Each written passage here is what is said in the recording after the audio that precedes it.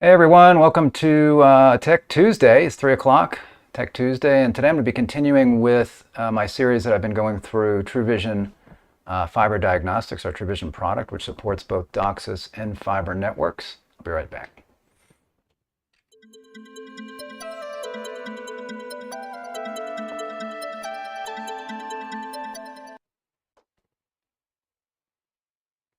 Thanks for joining me. Rick Husey here again with Tech Tuesday. So I'm going to continue today talking about TruVizion Fiber.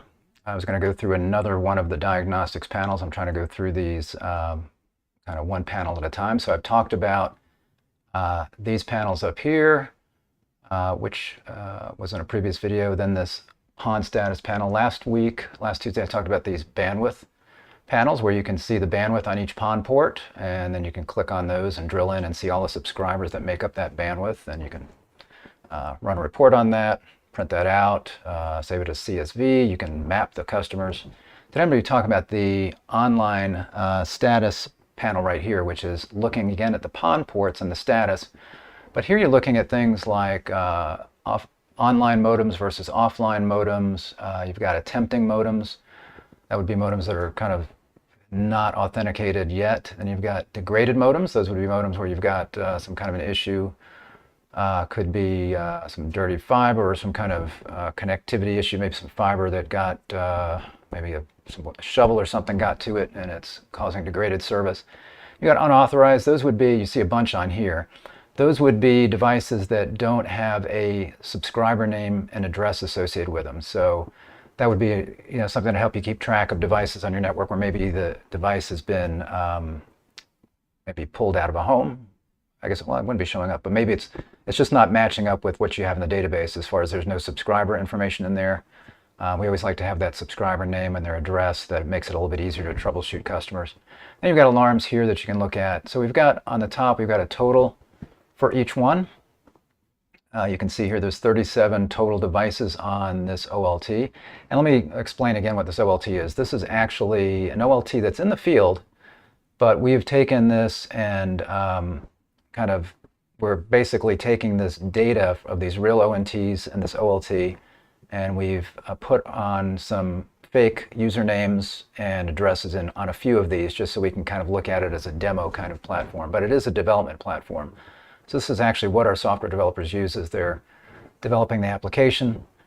So I, again, warn you that this is a danger zone, so it's certainly possible at some point during the demo that this might crash because they will at various times make changes, restart the software, that kind of thing. And they can't have me messing that up here by telling them they can't do something during these hours. So that's certainly possible, but I do have some screenshots I wanted to show that if that did go down, but I still want to show those as well. So this is actually a real live system right here. And again, you can see here, this is I just realized I had my mouse in the wrong place again. So again, I showed this panel, these two panels 1 week. I showed these panels. Here's your bandwidth statistics. And again, I could drill on those to see subscribers. And then today we're looking at the online status panel. So I've got my ports here that I can see. And I've got my totals up here. So again, 37 devices that are online, 3 that are offline. I've got 4 that are in a degraded condition, 36, as I mentioned, unauthorized because we have very few actual fake subscriber names and addresses in here. We've just put a few in there on this device. So, and then we've got 7 alarms, and we've got 3 here on this. So you can see as we drop down to the ports, we've got the numbers for that port only. So we've got 16 online here, 2 offline there, etc. So this is again online status, offline status. I can look at this by values, and I can also look at it by percentages. So I can click percentages here, and I can see the percentage of devices that I have that are online, offline, attempting, etc., degraded. And then you can see again a high percentage of unauthorized simply because we don't have those names and addresses in here. And I can click on any of these and then get a report of the subscribers that make that up. So I could click on the total here and see everybody that's online, or I can click just down here on one of these ports. For example, if I click on this, the 16, then I will see a report of 16 folks. And you can see here again, most of these would be showing up as unauthorized because we don't have a name in here. But in these cases, we do have a name. And as I've shown before, you can always click and look at the ONT either just by clicking the NA, you won't see the map because, if I click here, that's an NA. I do get the data on this ONT, but this map is not going to load because we don't have an address up here. So you see it says no customer. So this would be an example of a no customer kind of ONT. We don't have anybody in there, but the ONT is online. It's really out there. There really is a customer associated with it, but in this case, we didn't pull in that data because it's a real device somewhere else in the world. But in this case, if I click here, I've got, again, a real device somewhere else in the world, but we have given it a fake address and a fake name, just so I can look at it and show you what these features look like. So again, I can click on any of these ONTs to get, ONTs to get to the ONT screen. The other thing that I can do is I can sort by any of these right here. I can sort by my status. If I want to see the identifier, the serial number, cards, GPON ports, I can see all of that information on here. I can sort by it, profiles. Again, I can save that as a CSV. I can print it, and I can map it. Again, there's only 3 devices on this where we have put in an address. So I just happen to see those 3 devices. Those are the only ones that are going to pull up on a map. But obviously, if I had lots of devices, they would all show up here. I'm going to go back to this screen. So that was looking at offline, and again, it's really nice to know what's online. Excuse me. It's really nice to know what's offline. So I can click here if I want to see all of the offline devices on this OLT. Then I would see that. And again, I don't have addresses and names in here. If I did, that's obviously a really helpful report to look at. Let's say if you've had a fiber cut, because you can then look and see where all of the offline devices are. So that's helpful for a situation like that. You've got, again, attempting degraded. Degraded's, I can click on any of these. Let's say I'm going to click on the 2 here for degraded to see the 2 degraded devices there. One of them does have the fake name and address in there, and click that.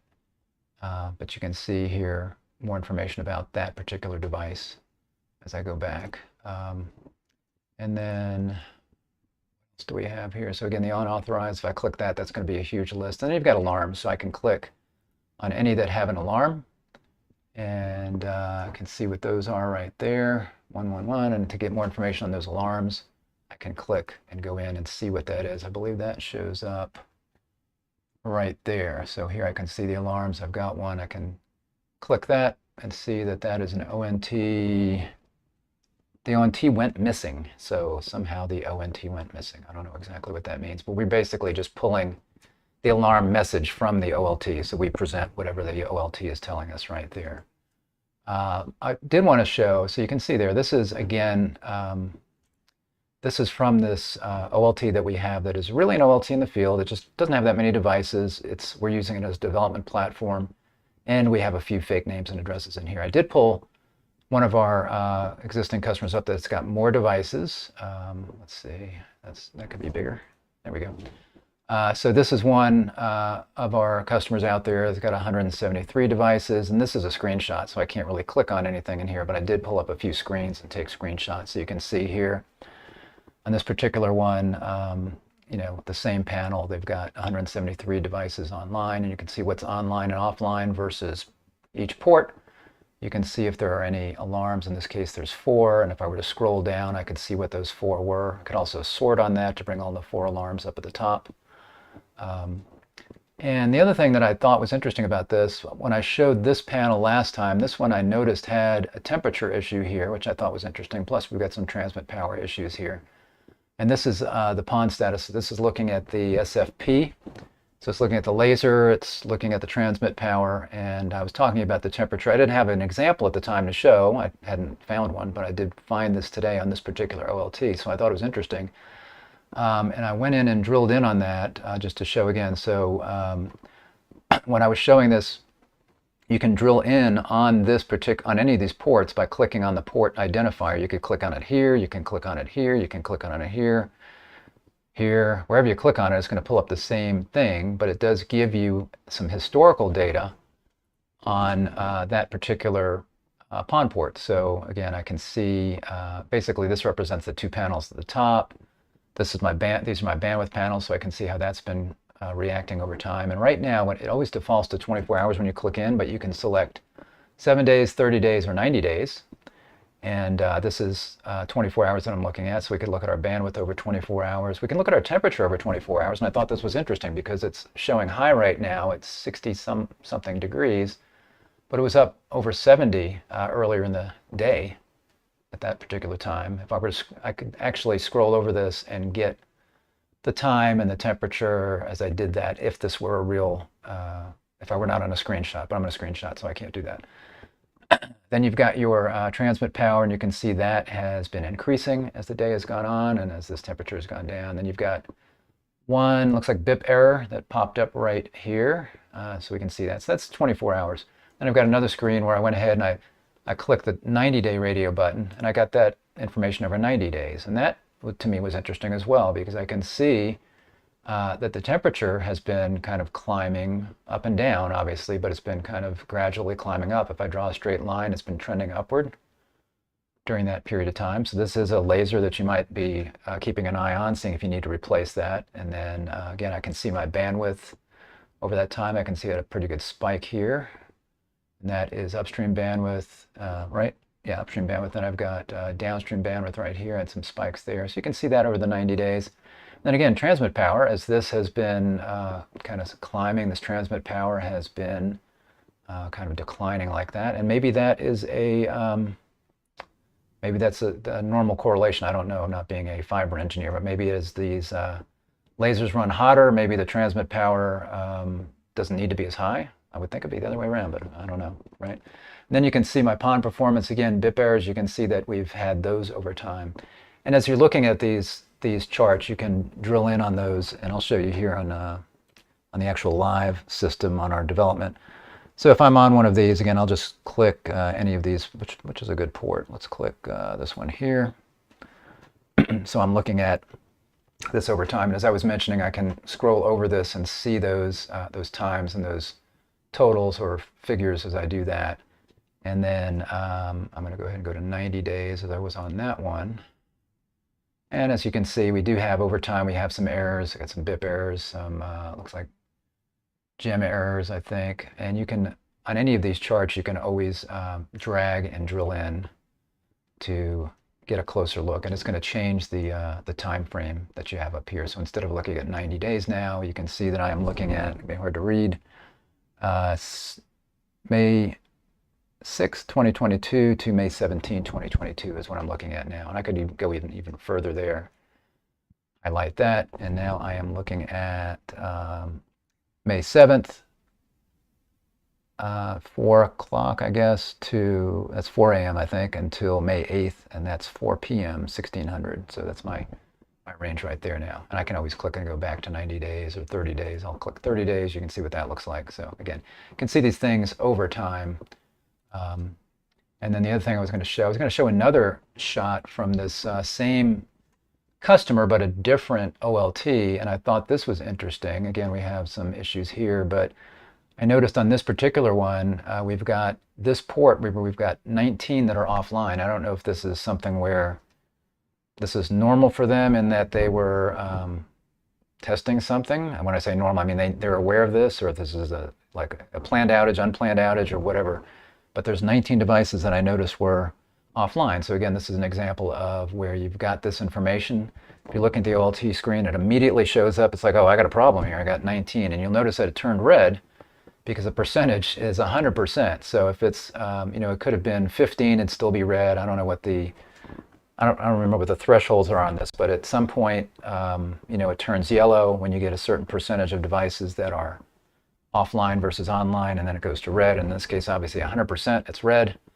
And then I went ahead, you can again just drill in on that by clicking that number, and when you drill in, this is the screen that came up, and again, you can see all of the devices. It just shows you they're all offline. If it was not all of them, then you'd see some percentage on this report that are offline, and you might see some that are online, but in this case, they were all offline.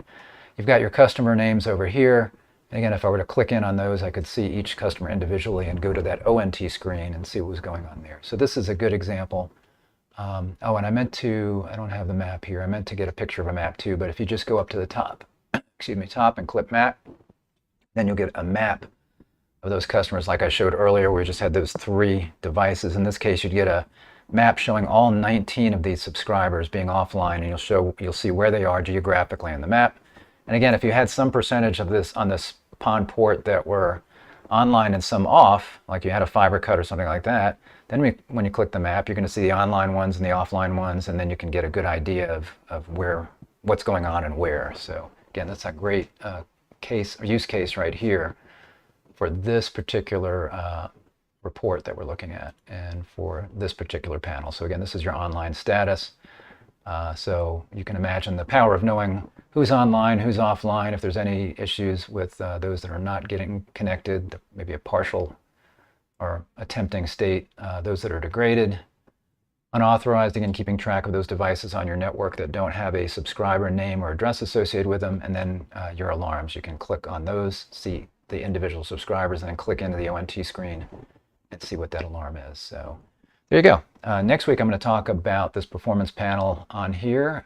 We've got, some of this is related because if you've got degraded status, it could be because you're getting lots of BIP errors. In this case, I'm not seeing that on any of these ports, but here we'll be looking at upstream and downstream BIP errors, gem errors, and burst, and we'll talk about this as well. I'll see if I can find a good example. I don't think I'm going to find anything here. I'll see if I can find something that's at least a screenshot where I can look at that. So thanks for joining me. Again, I'll be back next week with this. Tomorrow I'll be back with another broadband deployment news as I talk about just what's happening in that world of all of the broadband funds that are going out, all of the different providers that are now trying to get fiber in the ground as quickly as they can or get 5G deployed as quickly as they can. And as they do that, they're trying to make sure that they're locking in their territory to make sure that there's not federal funds that are going to be encroaching in there. They don't want people to overbuild them. So we're seeing that activity now. Plus, of course, there's a notice of funding opportunities that are out for the different broadband programs that are part of the IIJA. So that right now, states are looking at that. They're starting to, hopefully have already been talking to service providers in their areas. So a lot of activity related to that. So I talk about that every day. I'm not live at a particular time, so make sure you click the subscribe button, click the little bell, and you'll be notified when I am live. And I will see you next time. Thanks a lot. Bye-bye.